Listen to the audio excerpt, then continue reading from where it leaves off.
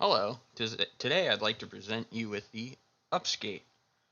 The Upskate is a device developed to assist users in managing their top speed. This is done by using two LoRa modules, a Hall effect sensor, and an LED controlled by a button. In this video, we're going to break it down into 4 parts. For part 1, we'll be looking at the receiver. As you can see, the receiver is mounted on the wrist guard with the help of Velcro. This is to give the users a hand-free experience while using the Upskate, but also the chance for them to take it off if they do not wish to use it.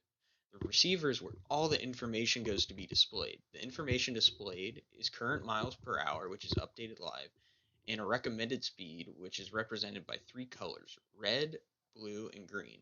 Each color represents a specific skill level and comes with its own recommended speed. Red and green are beginner and intermediate levels, and that recommended speed will dictate when the vibration motor will turn on. The time to vibrate increases with the higher skill level chosen, but if the user were to pick the blue or experience setting, there will be no vibration. For part 2, we'll be looking at the transmitter. The transmitter is mounted at the bottom of the board, and it's connected to the Hall effect sensor, which calculates the RPM of the hub motor and then converts it into miles per hour, which is then sent to the receiver and displayed live for the user. For part 3, we'll be looking at user testing. Throughout the user testing phase, I broke the users into 2 groups, beginner and experienced, in order to see what issues seem to overlap between the 2 groups, but also to see which group truly benefited the most from this device. The first clip you see here is one of the beginner users, and then coming up next will be another beginner user.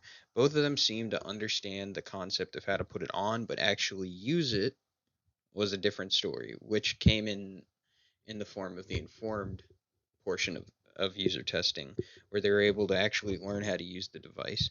This clip now that you see is one of the beginner users, and he is extremely new, but he showed a strong interest in electric skateboards, which is how he came to be a part of the user testing. He does not know how to turn 100%, but during his time riding, he rode in straight lines where he was able to build up speed, where looking at the speedometer on the LoRa module actually came in handy. Coming up is the next user, which is someone who is more experienced than the first 2, and she was happy to be recorded. As you can see, she's able to turn on a dime for the most part while going around the cul-de-sac. We did also work in a park, but that was hard to keep track with them, and I wanted them to ride on a flat surface for it to be consistent.